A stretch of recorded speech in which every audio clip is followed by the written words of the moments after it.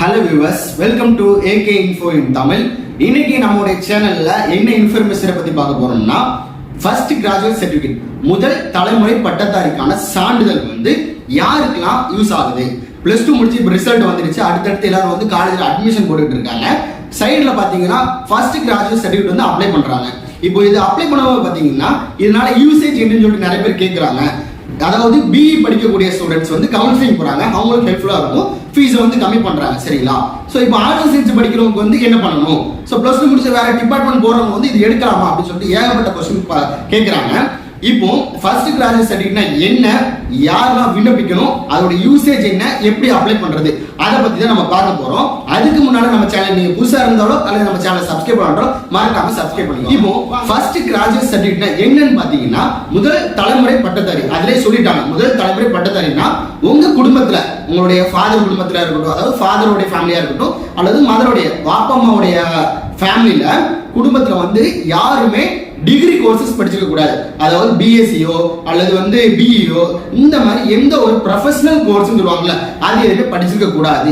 அப்படி படிக்காம இருந்தால் மட்டும்தான் நீங்க படிக்க போறீங்க அப்படின்னா மட்டும்தான் முதல் தலைமுறை பட்டதாரி ஆகும். இப்போ உதாரணத்துக்கு என்னோட அண்ணனோ அல்லது என்னுடைய அக்காவோ அல்லது என்னுடைய அம்மாவோ என்னுடைய அப்பாவோ யாராவது டிகிரி கோர்சஸ் பிஎஸ்சியா இருக்கட்டும் அல்லது வந்து பிஇஆ இருக்கட்டும் இந்த மாதிரி படிச்சிட்டாங்கன்னா அவங்க தான் ஃபர்ஸ்ட் கிராஜுவேட். இன்னொன்னு கேட்கலாம், ஃபர்ஸ்ட் கிராஜுவேட் சர்டிஃபிகேட் அவங்க எடுக்கலையே, அப்ப அவங்க ஃபர்ஸ்ட் கிராஜுவேட்டா கேட்டனா ஃபேமிலில ஃபர்ஸ்ட் கிராஜுவேட் அவங்க தான். சரிங்களா? அந்த சர்டிஃபிகேட் எடுத்தாலும் எடுக்காட்டாலும் உங்களுடைய அக்காவோ அண்ணனோ வாப்பாவோ இல்ல வாப்போடைய வாப்பாவோ யார் ஃபர்ஸ்ட் டிகிரி படிச்சாங்களோ அவங்க தான் வீட்டுல வந்து ஃபர்ஸ்ட் பட்டதாரி. சரிங்களா?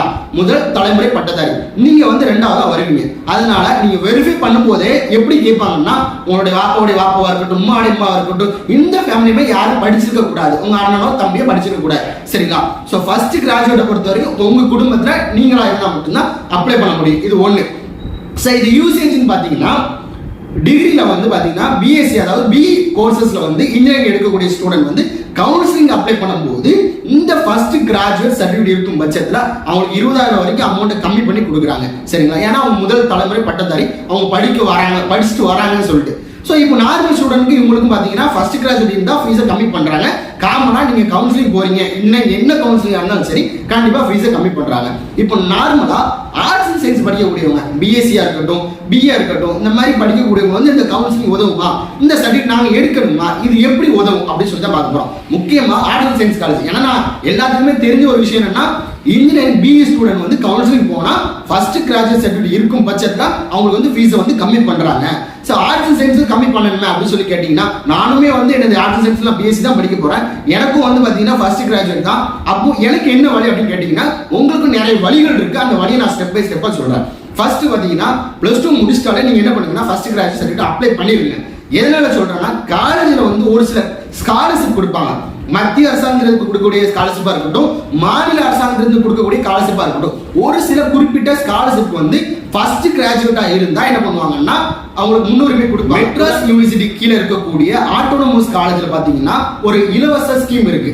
என்ன ஸ்கீம் பாத்தீங்கன்னா மெட்ராஸ் யூனிவர்சிட்டியில இருக்கக்கூடிய ஃப்ரீ எஜுகேஷன் ஸ்கீம் சொல்லுவாங்க.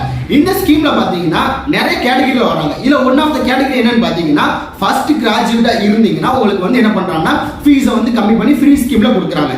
அதே மாதிரி ஆர்ட்ஸ் அண்ட் சயின்ஸ் எடுத்துக்கிட்டீங்கன்னா நீங்க ஸ்காலர்ஷிப் அப்ளை பண்ணும்போது ஒரு சில ஸ்காலர்ஷிப்ல பாத்தீங்கன்னா ஃபர்ஸ்ட் கிராஜுவேட் வந்து என்ன பண்றாங்கன்னா அமௌண்ட் கொடுக்குறாங்க.